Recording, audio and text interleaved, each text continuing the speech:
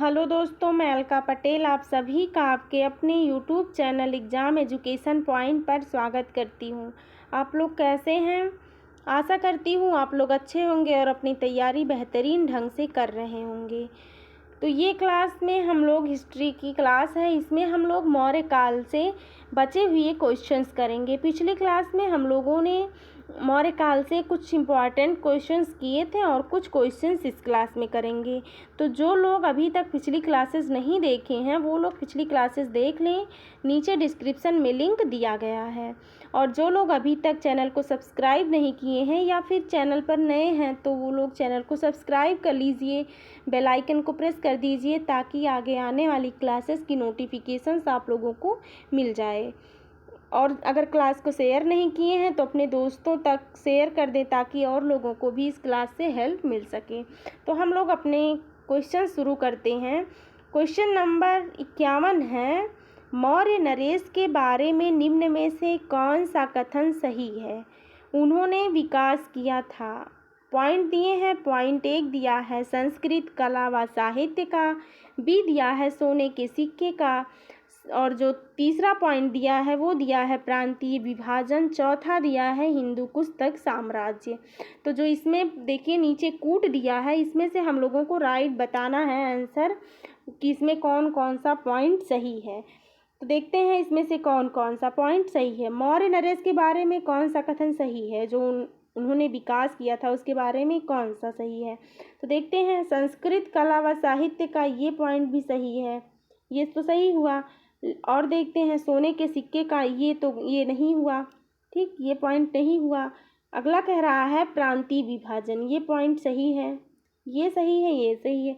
Fourth दिया है हिंदू कुश तक साम्राज्य, ये भी सही है। तो 1, 3, 4 ये सही है, ठीक। तो इसका जो राइट आंसर होगा वो ऑप्शन नंबर डी होगा। आगे देखते हैं, क्वेश्चन नंबर 52 कह रहा है, कथन दिया है अशोक ने कलिंग को मौर्य साम्राज्य में जोड़ लिया।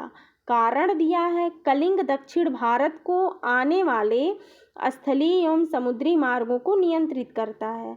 इसमें देखिए अब पूछा है, ऑप्शंस दिए हैं, ए और आर दोनों सही है, आर ए की सही व्याख्या करता है। दूसरा कह रहा है ए और आर दोनों सही है लेकिन जो आर है वो ए की सही व्याख्या नहीं करता। और सी कह रहा है ए सही है किंतु आर गलत है। डी कह रहा है ऑप्शन ए गलत है किंतु आर सही है। तो हम लोग देखते हैं इसमें क्या सही है और क्या नहीं सही है। देखते हैं, कथन कह रहा है अशोक ने कलिंग को मौर्य साम्राज्य में जोड़ लिया, ये तो कथन सही है। आगे कह रहा है कलिंग दक्षिण भारत को आने वाले स्थलीय एवं समुद्री मार्गों को नियंत्रित करता है, ये पॉइंट भी सही है। और जो ये आर है वो ए की सही व्याख्या कर रहा है। तो जो इसका राइट आंसर होगा वो क्या होगा? दोनों पॉइंट सही है। और जो ये आर है कलिंग दक्षिण भारत को आने वाले स्थलीय समुद्री मार्गों को नियंत्रित करता था, ये जो है अशोक ने कलिंग मौर्य साम्राज्य में जोड़ लिया कलिंग को। तो इसका राइट आंसर होगा ऑप्शन नंबर ए।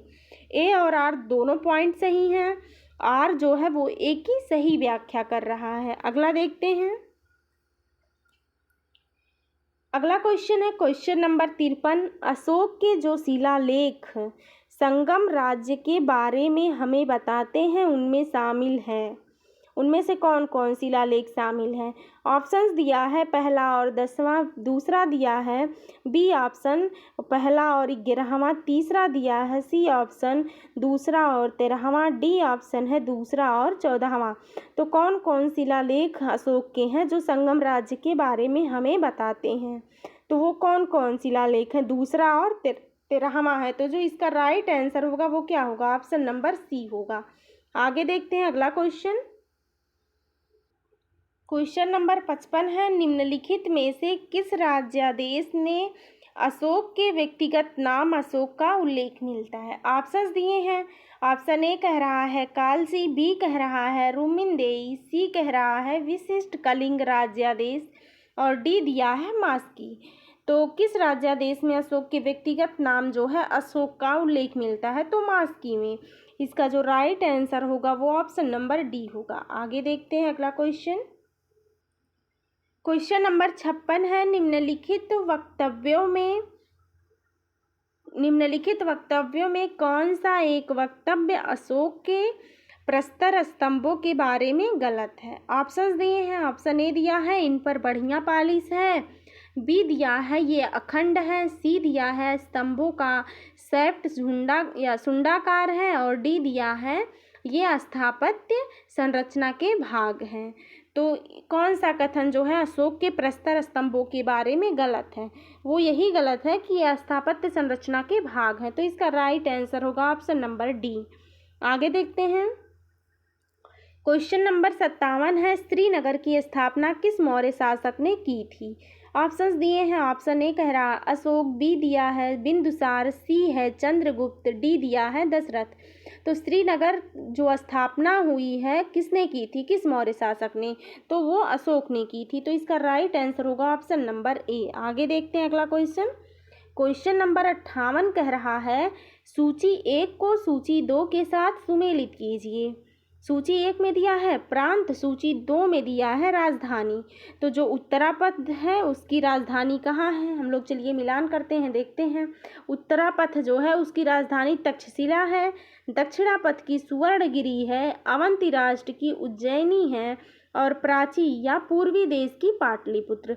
तो जो इसमें देखिए ये एक दूसरे से सुमेलित हो रहे हैं, तो इसका जो राइट आंसर होगा वो क्या होगा? इसका राइट आंसर होगा, देखिए इसी में है, ये सारे एक दूसरे से सुमेलित हैं। इसका राइट आंसर होगा ऑप्शन नंबर ए। आगे देखते हैं। अगला क्वेश्चन है क्वेश्चन नंबर 59 कह रहा है, किस ग्रंथ में शूद्रों के लिए आर्य शब्द का प्रयोग हुआ है? ऑप्शंस दिए हैं। ऑप्शन ए कह रहा है अर्थशास्त्र, बी कह रहा है मुद्रा राक्षस, सी कह रहा है अष्टाध्यायी, डी है बृहत कथा मंजरी। तो किस ग्रंथ में शूद्रों के लिए आर्य शब्द यूज किया गया है? तो वो अर्थशास्त्र में। इसका जो राइट आंसर होगा वो ऑप्शन नंबर ए होगा। आगे अगला क्वेश्चन है क्वेश्चन नंबर 60 है, अशोक ने अपने राज्याभिषेक के चौथे वर्ष में निग्रोध के प्रभाव से प्रभावित होकर किससे बौद्ध धर्म की दीक्षा ली? ऑप्शंस दिए हैं। ऑप्शन ए कह रहा है नागार्जुन, बी कह रहा है निग्रोध, सी कह रहा है उपगुप्त, और डी कह रहा है इनमें से कोई नहीं। तो इसका जो राइट आंसर होगा वो क्या होगा? अशोक ने अपने राज्याभिषेक के चौथे वर्ष में निग्रोध के प्रभाव से प्रभावित होकर किससे बौद्ध धर्म की दीक्षा ली? तो उपगुप्त से ली थी। इसका जो राइट आंसर होगा ऑप्शन नंबर सी होगा। अगला क्वेश्चन है क्वेश्चन नंबर 61, किसने पाटलिपुत्र को पोलीब्रोथा कहा? ऑप्शंस दिए हैं। ऑप्शन ए कह रहा है मेगास्थनीज, बी कह रहा है स्ट्रैबो, सी कह रहा है प्लूटार्क, और डी कह रहा है एरियन। तो किसने पाटलिपुत्र को पोलीब्रोथा कहा? तो मेगास्थनीज ने कहा था। इसका जो राइट आंसर होगा वो ऑप्शन नंबर ए होगा। आगे देखते हैं अगला क्वेश्चन। क्वेश्चन नंबर 62 कह रहा है, मौर्य काल में एग्रनोमाई किसे कहा जाता था? ऑप्शंस दिए हैं। ऑप्शन ए कह रहा है भवन निर्माण अधिकारी को, बी कह रहा है सड़क निर्माण अधिकारी को, सी कह रहा है कृषि विभाग के अधिकारी को, और डी है मापतौल के अधिकारी को। तो जो एग्रोनोमाई कहा जाता था मौर्य काल में वो किसे? तो वो सड़क निर्माण अधिकारी को कहा जाता था। तो इसका जो राइट आंसर होगा ऑप्शन नंबर बी होगा। आगे देखते हैं अगला क्वेश्चन। क्वेश्चन नंबर 63 है, मौर्य काल में गुप्तचरों को क्या कहा जाता था? ऑप्शंस दिए हैं। ऑप्शन ए दिया है गूढ़ पुरुष, बी दिया है गुप्तचर, सी कह रहा है संस्था एवं संचार, डी कह रहा है खोजी। तो मौर्य काल में गुप्तचरों को क्या कहा जाता था? गुप्तचरों को गूढ़ पुरुष कहा जाता था। इसका जो राइट आंसर होगा ऑप्शन नंबर ए होगा। आगे देखते हैं अगला क्वेश्चन। क्वेश्चन नंबर 64 कह रहा है, किस श्रीलंकाई शासक ने अपने आप को मौर्य सम्राट अशोक के आदर्शों के अनुरूप ढालने की कोशिश की? ऑप्शंस दिए हैं। ऑप्शन ए कह रहा है महाबली, बी कह रहा है वीर सिंधे या वीर सिंघे, और सी कह रहा है तिस, डी कह रहा है राणा सिंघे। तो इसका जो राइट आंसर होगा वो क्या होगा? किस श्रीलंकाई शासक ने अपने आप को मौर्य सम्राट अशोक के आदर्शों के अनुरूप ढालने की? तो तिस ने अपने आप को अशोक के आदर्शों के अनुरूप ढालने की कोशिश की थी। इसका right answer option number C होगा। आगे अगला क्वेश्चन देखते हैं। क्वेश्चन नंबर 65 कह रहा है, किस जैन ग्रंथ में चंद्रगुप्त मौर्य के जैन धर्म अपनाने का उल्लेख मिलता है? तो किस में मिलता है? ऑप्शंस दिए हैं। ऑप्शन ए कह रहा है पूर्व, बी कह रहा है परिशिष्ट पर्वन, और सी कह रहा है अंग, डी कह रहा है उपांग। तो इसका जो राइट आंसर होगा वो क्या होगा? किस जैन ग्रंथ में चंद्रगुप्त मौर्य के जैन धर्म को अपनाने का? तो परिशिष्ट पर्वन में है। तो इसका जो राइट आंसर होगा वो ऑप्शन नंबर बी होगा। आगे अगला क्वेश्चन देखते हैं हम लोग। क्वेश्चन नंबर 66 कह रहा है, किस महीने में मौर्यों का राजकोषीय वर्ष आरंभ होता है? ऑप्शंस दिए हैं। ऑप्शन ए कह रहा है फाल्गुन मतलब मार्च, बी दिया है आषाढ़ मतलब जुलाई, सी कह रहा है ज्येष्ठ जून को कहा जाता है, पौष माघ मतलब जनवरी और फरवरी। तो किस महीने में मौर्यों का राजकोषीय जो वर्ष है वो शुरू होता है? तो वो आषाढ़ मतलब जुलाई में शुरू होता है। तो जो इसका राइट आंसर होगा वो क्या होगा? Right answer option number B होगा।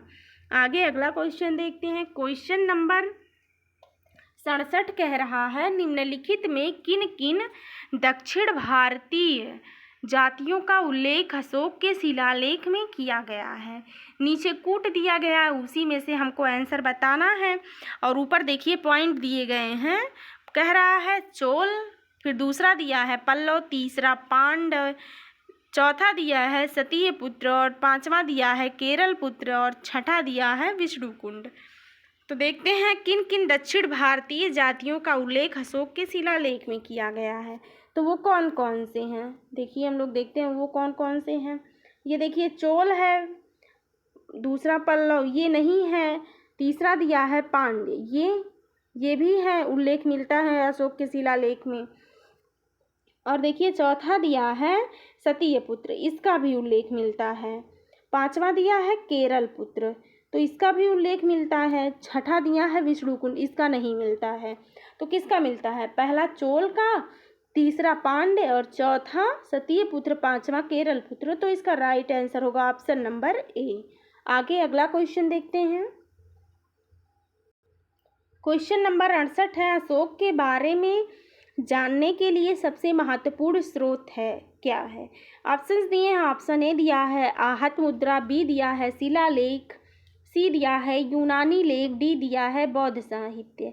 तो अशोक के बारे में जो जानने का सबसे अच्छा स्रोत है, जो सबसे अच्छा सोर्स है, वो शिलालेख है। तो इसका राइट आंसर होगा ऑप्शन नंबर बी। आगे अगला क्वेश्चन देखते हैं। क्वेश्चन नंबर 69 कह रहा है, अशोक के काल में कौन सी लिपि दक्षिण भारत में प्रवर्तित हुई?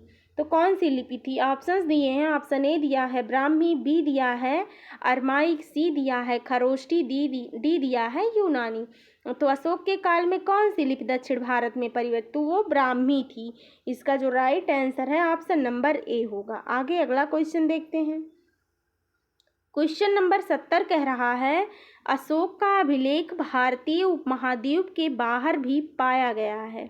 निम्नलिखित में से किस देश में यह पाया गया? क्या कह रहा है क्वेश्चन के जो अशोक का अभिलेख है वो भारतीय उपमहाद्वीप के बाहर भी है, लेकिन वो कहाँ, किस देश में है? ऑप्शंस दिए हैं। ऑप्शन ए कह रहा है अफगानिस्तान, बी कह रहा है चीन, सी दिया है बर्मा, डी है नेपाल। तो किस देश में जो अशोक के अभिलेख है भारतीय उपमहाद्वीप के बाहर पाए गए? तो वो अफगानिस्तान में। इसका जो राइट आंसर है ऑप्शन नंबर ए है। आज की क्लास यहीं तक। आप लोगों को क्लास कैसी लगी कमेंट में अवश्य बताएं, और अगर आप लोग चैनल को अभी तक सब्सक्राइब नहीं किए, शेयर नहीं किए हैं, तो आप लोग चैनल को सब्सक्राइब कर दीजिए, शेयर कर दीजिए, और आप लोग जो है बेल आइकन को भी प्रेस कर दीजिएगा ताकि क्लास की नोटिफिकेशंस आप लोगों को मिलती रहे। तो आप लोग अपना ख्याल रखिए, खुश रहिए, मस्त रहिए, अपनी पढ़ाई जारी रखिए। मिलते हैं अगली क्लास में, तब तक के लिए जय हिंद।